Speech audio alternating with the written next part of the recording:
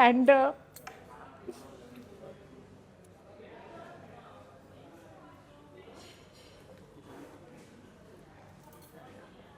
करी कि मैं माँ जल्दी बन गई थी तो माँ के किरदार करने लगी थी, लेकिन जैसे मुझे एक बार अभी कुछ टाइम पहले किरदार आया था कि मैम बहुत अच्छा किरदार है लेकिन दादी का किरदार है, तो मैंने उसको बोला नहीं।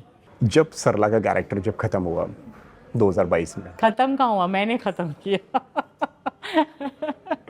वो तो बेसिकली अभी भी शो चल रहा है, और अगर सरला रहती तो रहती, बट मुझे लग रहा था कि अभी बस अब उस किरदार में मुझे पर्सनली और कुछ करने को नहीं लग रहा था, and that is why I said bye by two it. Emotional हुए आप जब आपको उस कैरेक्टर को बाय करना पड़ा? हाँ, क्योंकि बाय तो करा ही नहीं ना, वो तो एक सीन करा और अगले सीन से वो थी नहीं, तो कोई उसको क्लोजर भी नहीं मिला।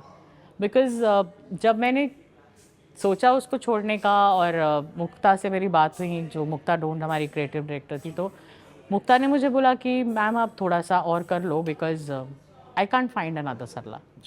तो वो मेरे को यही बात इतनी बड़ी लगी, मैंने उसको बोला no no you can, so she said नहीं नहीं लेट्स। तो मैंने फिर 4-5 महीने उसका जो भी था एक वो, मतलब मूड आपने पहले ही बना लिया था कि इस कैरेक्टर को अब और नहीं करना है? नहीं वो हाँ कर लिया था, और वो बस क्योंकि इतना कुछ उस शो ने दिया है और उस किरदार को मैं एकदम बीच में छोड़ के तो नहीं जा सकती थी, क्योंकि थोड़ा सा लीप लेना था, तो उसमें उनको ज़रूरत थी उस किरदार की। वो करते करते फिर दिसंबर में आई थिंक आई सेड कि अब नया साल में, बस जी रिश्ते अवार्ड्स जनवरी में था, तो मैं दिसंबर में मैंने मुक्ता को बोला लेट्स जस्ट। रीजन बताना चाहेंगी क्यों नहीं करना था वो कैरेक्टर आगे कंटिन्यू आपको? क्योंकि मुझे नहीं लगता था कि मुझे कुछ भी अब उसमें एक्साइटिंग रह गया था, और क्योंकि बहुत आगे चला गया था शो। ऐसा नहीं है मैं 3 या 4 दिन अगर कहूँ, मैं उसमें 5 दिन ही शूट कर रही थी to be honest.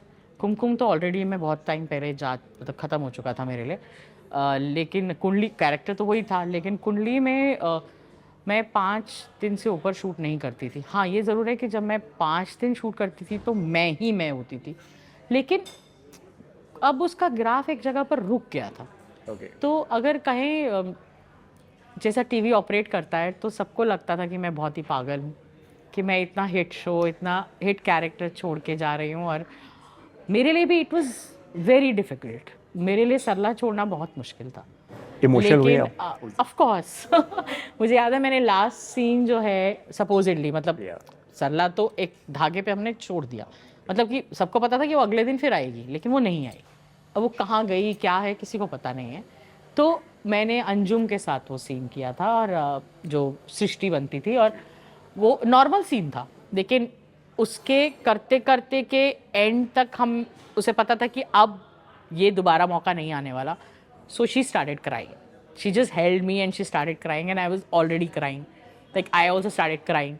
And then I remember she just took a picture, और I think उसके बॉय ने ली शायद, और वो फिर उसने डाल दी थी इंस्टा पे, and that's how people started knowing that you know I am no more a part of कुंडली। and फिर वो हम सीन करके बाहर निकले, and बहुत हैवी था। तो naturally nobody stopped me on the way, and I remember उसका, क्योंकि उसका मेकअप रूम इस तरफ था और मेरा मेकअप रूम इस तरफ था, तो मैं लिफ्ट की तरफ चली गई, और शी सेड कि मैं आपको मिलती हूँ, तो I told her don't come. So she said okay, so I just went and I just sat in my makeup room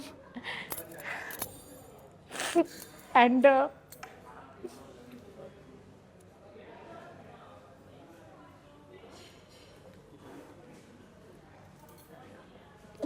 बस मैं कार में बैठ गई, और बहुत सालों का वो जो एक जर्नी थी वो मेरे लिए ख़त्म हो गई।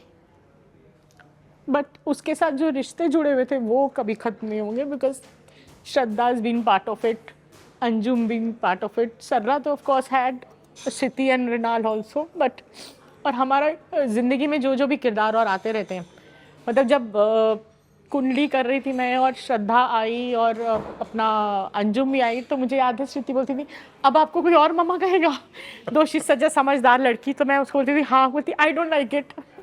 आई said I know, I too understand that, but अब ऑफकोर्स उसकी भी ज़िंदगी में अलग अलग किरदार आते हैं। फिर मैंने मानवी के साथ भी अभी अमेजॉन सीरीज़ करी, तो हम तो एक्टर हैं, हमारे साथ आता रहता है, पर वो किरदार हमने इतना इन्जॉय किया है उस पूरी सीरीज़ को कि नेचुरली वो एक लगाव अलग सा हो जाता है और हम आपस में करते भी थे बात, बट ऑफ कोर्स वो एक उस किरदार को, क्योंकि शो भगवान करे खूब लंबा चले और चलता ही रहे, और इसका कंट्रीब्यूशन जितना मैं as a performer as a character कर सकती थी मैंने किया, और उसने भी मुझे बहुत कुछ दिया है as a actor, as a प्यार जो इतना सारा मिला है। आज अगर मेरे इतने जितने भी फॉलोअर्स हैं और जो है वो बेसिकली सरला के फॉलोअर्स हैं मेजरली, या थोड़ी बहुत आप जो फिल्में वगैरह लेकिन आपको नहीं लगता कि सरला का कैरेक्टर कहीं ना कहीं क्लोजर चाहता था?